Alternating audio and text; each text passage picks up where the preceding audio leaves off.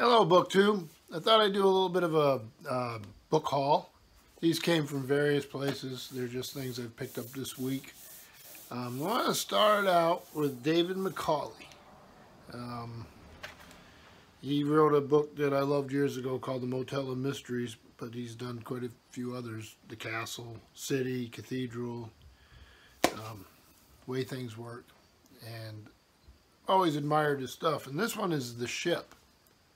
Absolutely gorgeous thing. Let me see if I give you some. I have not read it yet, but I am looking forward to it. Like I said, I really like his work. And of course, I've always been very interested in ships. So, very nice. And then the next book, I've spent about a good portion of my life in Maine and a good portion in Vermont, even though I was born in Vermont. And I lived on the Penobscot River for many years on many different occasions. And this is Penobscot River Renaissance, Restoring America's Premier Atlantic Salmon Fishery. It's by James E. Butler and Arthur Taylor. And the paintings are by Arthur Taylor. And it's a lovely volume.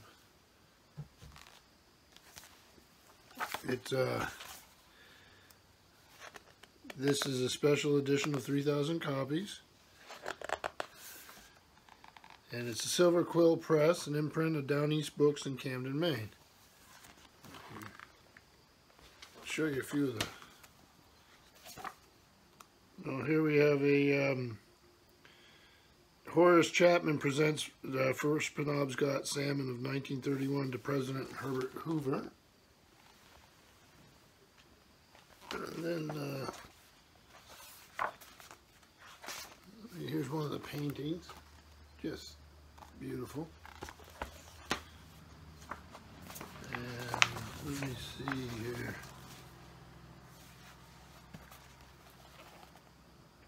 So lovely volume. Was happy to find it. I've seen it many times. I mean, what was it published? When it came out, it was $50, and I just never picked one up, and I did not pay $50 for it this time. Then here's an old classic. This happens to be the second edition of Cruising Under Sail. It's by Eric C. Hiscott. Comes with 250 photographs by the author and 80 diagrams. It's London, Oxford University Press. 1965, but this is the 1974 reprint.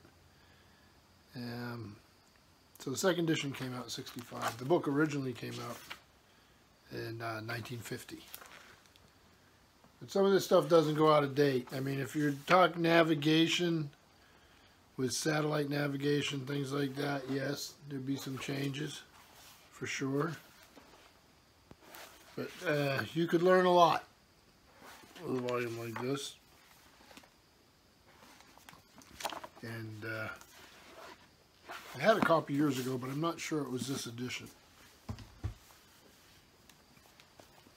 Then this is one, excuse me, that I've never seen before. It's Running Press. Keeper of Lime Rock by Lenore Scommel.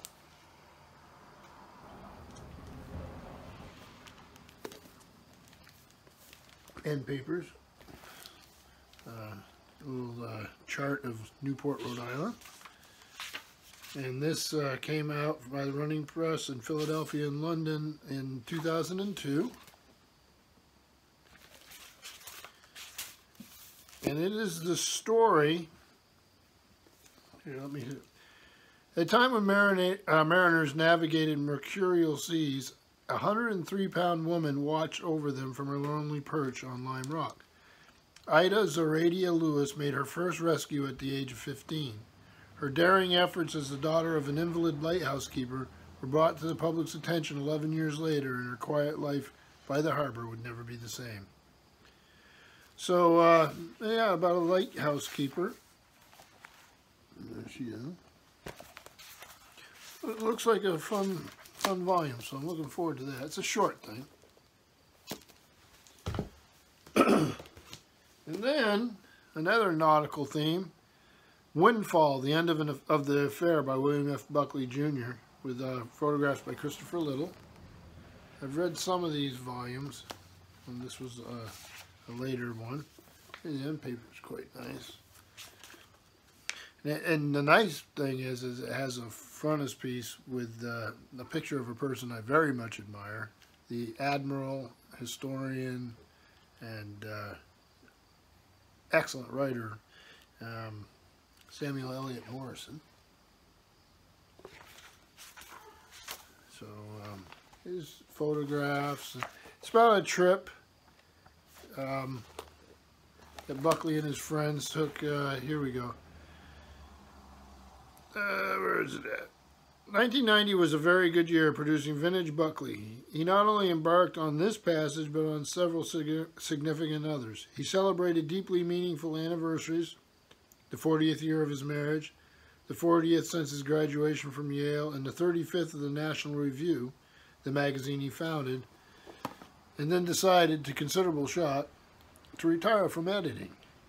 In the year in which he became a senior citizen, he appeared daringly as a harpsichordist with 2 symphony orchestras, wrote a controversial book advocating voluntary national service, a proposal not calculated to endear him to his fellow conservatives, and endured the death of a close friend. So, yeah, I'm looking forward to it. I have not read this one. It's been out quite a while. When did this come out?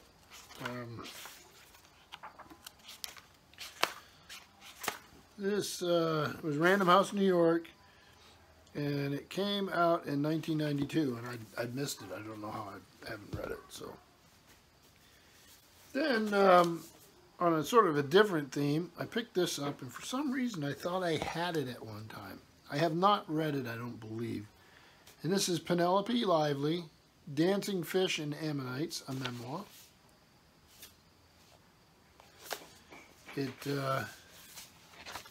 Let's see here, Viking, and this came out in 2013. So memory and history have been Penelope Lively's terrain in fiction throughout a career that has spanned 5 decades. Here she offers a glimpse into her influences and formative years, as well as a view of what life looks like from the vantage point of 80 years. Lively traces the arc of her own life, from early childhood in Cairo to boarding school in England to the sweeping social changes of Britain's 20th century.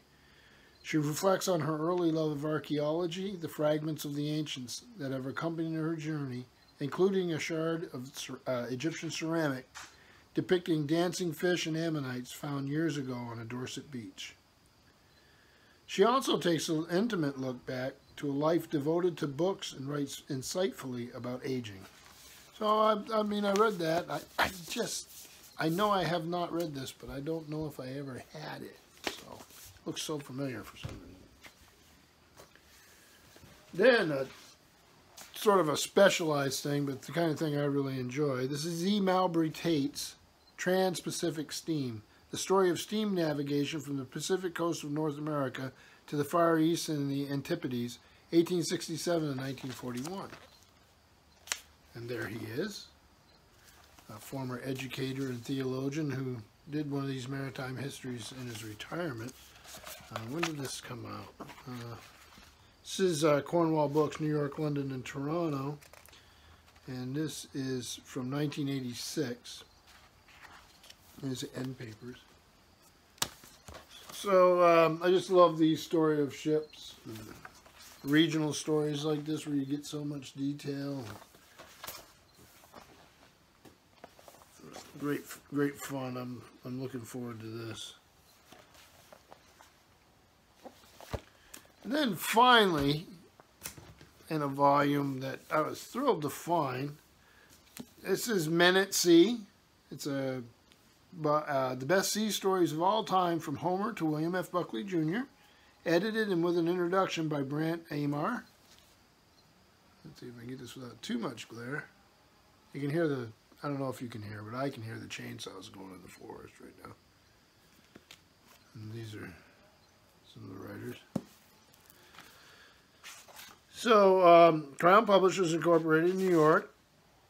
1988. So under, you have the introduction, which is interesting. I have read that already. And then you have a part from Homer, Richard Henry Donna, Joshua Slocum, Thor Heyerdahl, Sir Francis Chichester, whose book, The Gypsy Moth Sails the World, was the first sailing book I ever owned. I was a little boy. I was a little boy. He was a little boy. Herodotus, Lew Wallace, Richard Hakluyt, principal navigators of the English nation.